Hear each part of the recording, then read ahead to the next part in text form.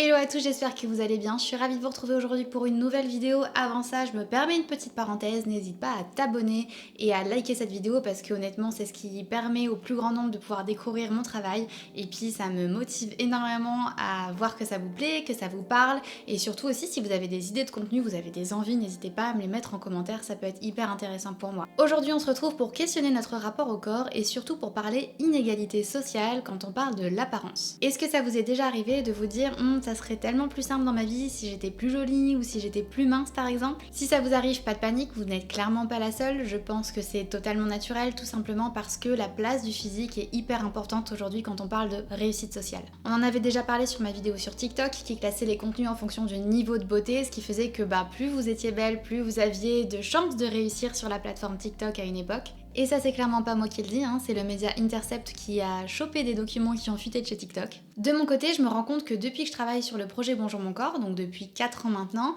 l'apparence physique finalement est une inégalité qui est assez peu dissimulée. Tout le monde en a conscience, personne n'en parle et surtout personne ne fait en sorte de faire bouger un petit peu les choses. Et en même temps, comment la mesurer quand on sait qu'en fait c'est aussi inconscient et surtout très subjectif en fait le rapport à la beauté? Déjà des fois c'est un petit peu plus évident qu'on le pense et pour ça je vais vous raconter une petite partie de mon histoire parce que effectivement j'ai failli ne pas avoir un travail à cause de mon poids. Pour vous expliquer, en effet il y a 10 ans maintenant j'ai débarqué sur Paris et forcément j'ai dû trouver un petit job. Quand j'étais dans le nord de la France, donc là d'où je suis originaire d'Arras, pour ceux qui connaissent.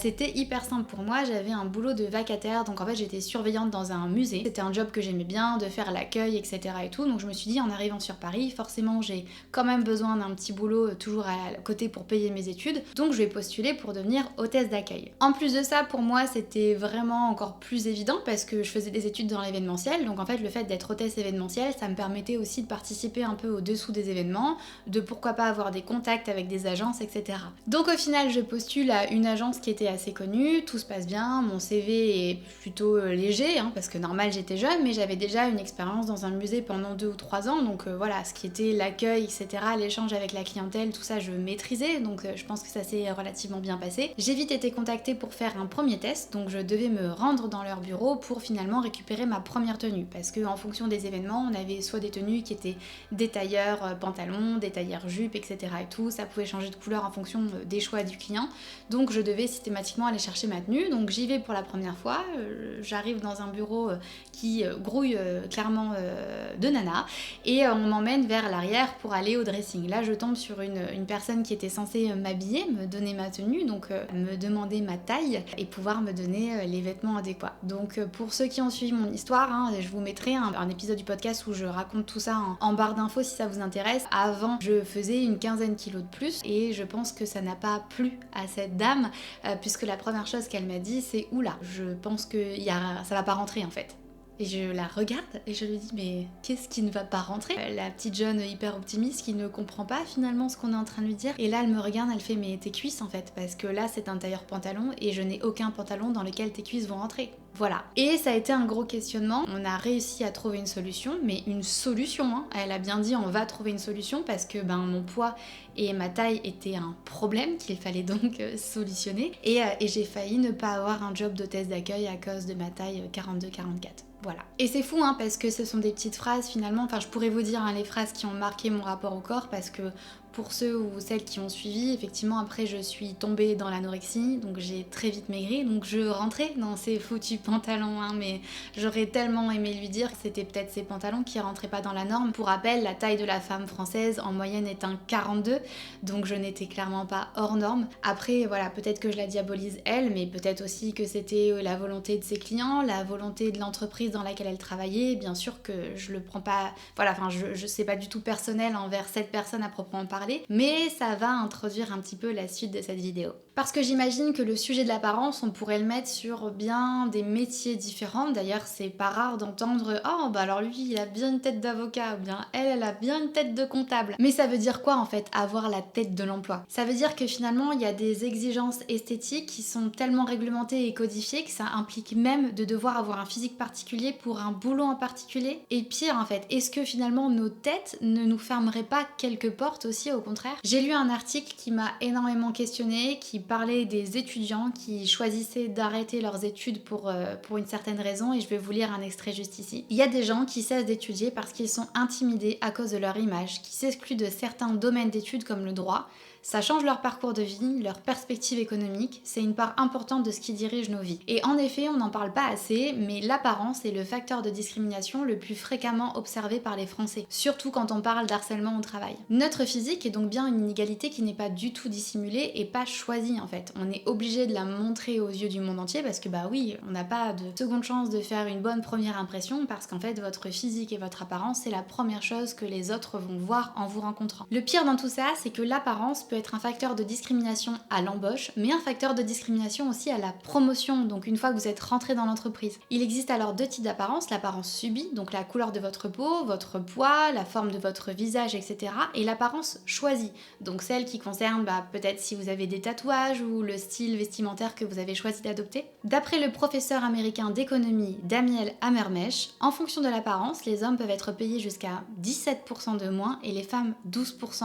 C'est énorme quand on sait qu'on n'a pas toujours le contrôle de nos apparences. Et donc ça veut dire quoi? Qu'on considère qu'on est moins payé quand on est considéré comme laid? Et si on en parlait du poids? Eh bien figurez-vous que contrairement aux autres critères physiques, le poids est lui déclencheur d'un système de pensée bien à lui. Le poids est considéré par beaucoup d'individus comme un facteur qui est régulable, c'est-à-dire qu'on est censé avoir le pouvoir de maîtriser notre poids. Donc une personne obèse est considérée comme une personne qui ne se contrôle pas, alors qu'une personne mince est considérée comme une personne qui a une sacrée force mentale et qui est capable de se maîtriser. On parle alors d'accomplissement de soi qui sont effectivement donc des qualités qui sont valorisées dans la sphère professionnelle. Et en plus de ça, au milieu de cette inégalité, il y a une autre inégalité. Parce que oui, un homme obèse est assimilé à une force physique alors qu'une femme, victime de tous les dictats de la minceur qu'elle traîne depuis des lustres, en fait pour une femme c'est plutôt considéré comme du laisser-aller. Et en France c'est inconscient, mais dites-vous qu'au Japon, on peut clairement vous forcer à faire un régime si on considère que vous n'êtes pas assez mince. Et c'est légal. Si je vous disais qu'il y a une entreprise qui existe, dont beaucoup de gens sont fans, peut-être vous d'ailleurs, et qui affiche clairement être en accord avec ce type de discrimination et qui pourtant continue d'exister alors que tout le monde est au courant que ça se passe. Un rapport de Business Insider a remonté que la marque Brandy & Melville, marque déjà dans laquelle je n'ai jamais pu m'habiller parce que, je ne sais pas si vous avez déjà mis les pieds dans leur boutique, mais en fait il n'y a qu'une taille, c'est une taille unique. Donc en fait si tu ne corresponds pas au corps idéal de Brandy & Melville, tu ne peux pas t'habiller chez eux. Mais cette enquête a remonté que la marque Brandy & Melville est accusée de fatphobie, de racisme, d'antisémitisme, de sexisme et j'en passe, et tout ça, ça vient du plus haut sommet de la marque. Chaque jour, les filles qui travaillent dans ces magasins sont tenues d'envoyer une photo du corps entier aux cadres qui vont les faire travailler et de participer à des régimes alimentaires à l'échelle du magasin. Si Stéphane Marsan, donc le PDG, pense qu'une fille est trop ronde et peu attirante, il exige qu'elle soit licenciée. S'il décide qu'un magasin a trop d'employés noirs, alors il les fait remplacer par des femmes blanches. Il a également dit à plusieurs reprises qu'il ne voulait pas voir des femmes noires en surpoids porter ses vêtements, car ça pourrait nuire à l'image de la marque. Et comme je vous l'ai dit, ça n'a pas l'air de poser problème à grand nombre. Brandy & Melville, j'ai pas l'impression qu'il y ait beaucoup de choses qui ont changé, ou si c'est le cas, n'hésitez pas à me le dire en commentaire, peut-être que je n'ai pas trouvé. De mon côté, en tout cas, j'ai été me renseigner, voir s'il existait des formations pour les RH qui visent à lutter contre la discrimination à l'apparence pour les entretiens d'embauche, etc. J'ai trouvé forcément des formations qui visent à lutter, à sensibiliser sur la discrimination au travail et à l'embauche, mais des formations qui sont très générales, donc impossible de savoir si ce sujet très précis y est abordé, et en même temps je sais à quel point ils vont me répondre que c'est trop subjectif, et comment savoir que cette personne n'a pas recruté ce candidat parce qu'il l'a trouvé moche, c'est très touchy et très difficile et imperceptible parfois. Sauf que j'ai été RH pendant 4 ans, oui j'ai eu plusieurs vies, peut-être qu'un jour je vous raconterai, mais je me souviens d'un client qui avait clairement demandé de recevoir des photos des candidates pour un poste d'assistante de direction parce qu'il voulait contrôler qu'elles étaient assez jolies. J'ai bien entendu refusé, c'est ma direction qui a pris le relais. Je pense que ça ne peut pas n'être arrivé qu'à moi, c'est impossible, je pense que c'est bien plus courant qu'on ne le pense. Comme toujours, je vais pas vous laisser comme ça, on va passer à la partie conseils, et pour ça je vais l'illustrer avec un message que j'ai reçu d'une personne sur Instagram il y a maintenant quelques années finalement, mais ça m'avait marqué et je trouve que c'est parfait pour illustrer le sujet d'aujourd'hui. C'est une personne qui m'avait dit: mais en fait Pauline, j'aimerais tellement m'accepter, mais en fait je ne peux pas parce que tout simplement je suis moche et je le sais.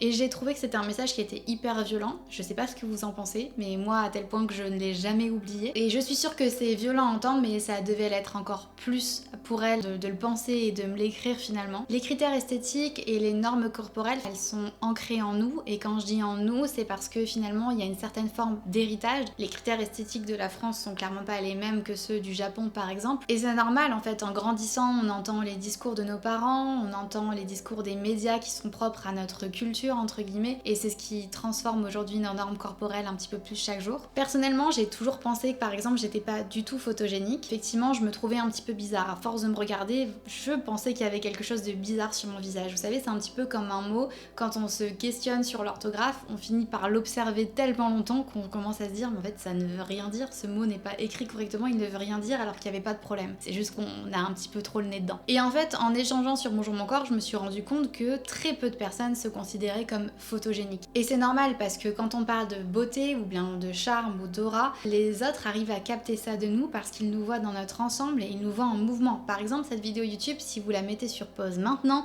je suis presque sûre que je ne serai pas à mon avantage. Et c'est normal parce qu'en fait, je suis en mouvement. Et la photo, c'est à ça que ça nous confronte en fait, à notre image figée, fixe, sans vie.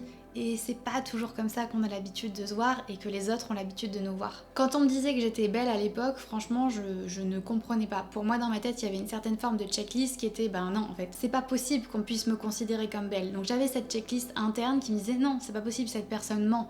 Alors qu'en fait, cette personne, en me le disant, ne faisait pas une checklist en se disant, ok, ça c'est positif, ça c'est négatif. Oui, mais ça c'est positif, oui, mais ça c'est négatif. Et puis après, on fait le total. Et s'il y a plus de positif que négatif, on considère que cette personne est belle. Non, ça marche pas comme ça en fait. Arrêtez de faire cette checklist et accueillez le compliment. Essayez de vous voir à travers les yeux de cette autre personne. Si les goûts et les couleurs varient presque autant que le nombre de personnes sur Terre, alors comment est-ce qu'on peut penser que les critères de beauté soient les mêmes pour tous? On nous a imposé une référence, un standard, mais ça veut dire quoi être un standard en fait? La beauté elle est complexe, elle va bien au-delà du visage, du corps. Le principe de l'acceptation se base sur ça. Le travail passe par l'introspection et très rarement par le physique. Et généralement, c'est comme ça que les autres le remarquent parce qu'on agit différemment et on rayonne différemment. On a ce petit éclat de l'intérieur qui nous rend belle. Il y a une phrase que j'adore, c'est que je préfère être une belle personne avant d'être une personne belle. J'espère sincèrement qu'un jour, vous aurez ce même déclic et que vous pourrez enfin vous révéler. En tout cas, c'est tout le malheur que je vous souhaite. Si, encore une fois, vous voulez beaucoup plus de conseils et d'exercices, etc. à mettre en place au quotidien, sachez que du coup j'ai sorti un livre il y a maintenant plus d'1 an aux éditions First, qui est un journal qui permet de scanner votre rapport au corps par rapport à votre environnement, donc que ce soit les médias, les autres, la mode, l'alimentation, etc., vous-même, et ensemble on analyse un petit peu tout ça pour comprendre comment s'est construit votre histoire corporelle finalement, comment votre image corporelle est aujourd'hui plus vers l'insatisfaction que la satisfaction, et on fait un petit plan d'action ensemble pour mettre en place des petits rituels du quotidien qui vous feront du bien et qui vous aideront à changer de perspective vis-à-vis de votre rapport au corps. En tout cas, je vous remercie d'avoir écouté cette vidéo jusqu'au bout, et puis si ça vous a plu, n'hésitez pas à me le dire en commentaire. N'hésitez pas aussi à liker ou à partager parce que peut-être que cette vidéo pourrait faire du bien à une personne à laquelle vous pensez là tout de suite maintenant, on sait jamais. En tout cas, je vous remercie, je vous dis à bientôt dans une nouvelle vidéo, à la prochaine, prenez soin de vous.